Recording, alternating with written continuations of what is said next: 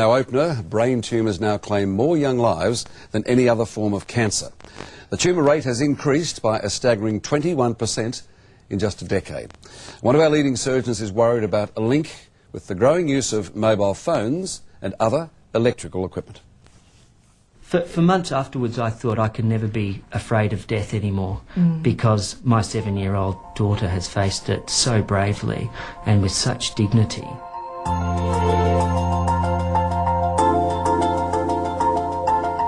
She was the most delightful, charming child. She just had a spark, and she was fun and gentle, and she was a joy. Kessie McConnell was only 7 when the family doctor thought she had a fever. Kessie was dead within weeks from a brain tumour. We had to watch Kessie lose the ability to talk, to walk, to move. One by one, her left hand would be paralysed. The next day she'd wake up and she wouldn't be able to move her leg. The type of tumour that Kessie had in her brainstem was, the worst possible place you could have a brain tumour.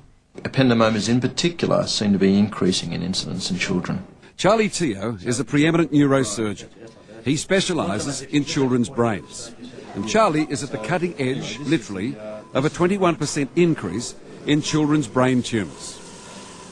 I think that EMR, mobile phones and other electrical appliances may have something to do with the increased incidence that we're seeing. What advice do you give your children? Oh, Ray, this is a very sore point. My daughter just got a mobile phone, and I was so against it. It was a real sore point in the family. How old is she, Charlie? She's 12. So she's in that vulnerable age? Oh, very vulnerable. Her brain is still developing, and I'm really very upset that she's got one.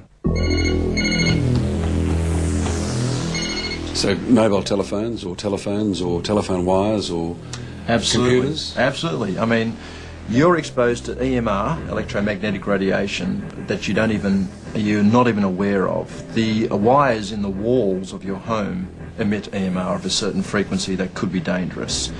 The electrical appliances, not only computers, but all electrical appliances like electric blankets and bedside clocks, certainly mobile phones and certainly high tensile electrical wires. And your belief is that children are more susceptible? Yeah, that's my personal belief, that there may be an association between EMR exposure and the development of brain cancer. Dr. Charlie Teo and the other scientists are not saying that mobile phones or electric wires or TV towers will kill you. They're not saying that yet. What they are saying is that some people, for some reason, are more susceptible than others, and that all children are at risk.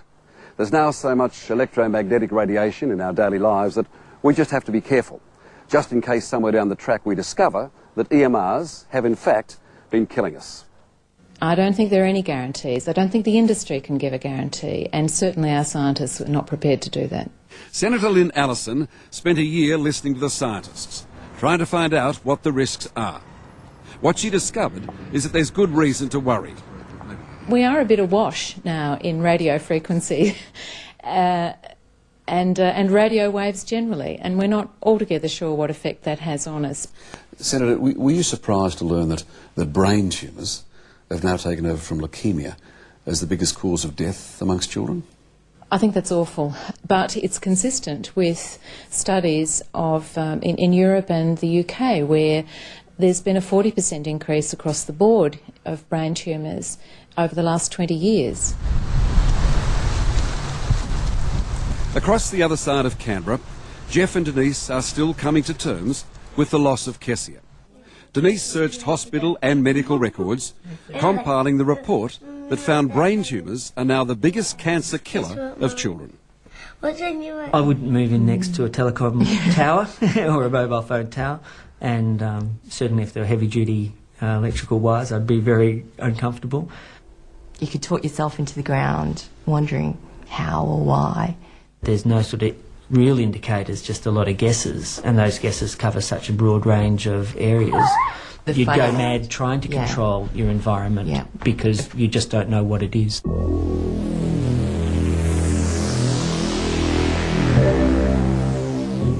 scientists say that the thickness of the skull in children makes a difference. It's quite thin compared with adults, that there is more brain fluid.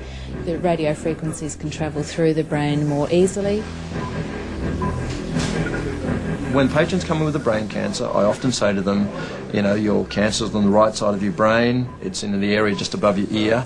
Can you tell me if you feel that you've had more exposure than most people to mobile phones? And I am surprised that most people say, yes, you know, I've used my phone continuously for the last 7 years and it's always stuck to my ear on this side. Well, that's where the cancer is. This is unfortunately a very cruel disease that affects people in all age groups. I've done a baby, a one-day-old baby with a malignant brain tumour, and it's the greatest cancer killer in children, and that's why I think we really need to be aware of it and start putting some more effort into it. The thing I've learned is that there's nothing harder that I will ever face in life than holding my daughter as she dies.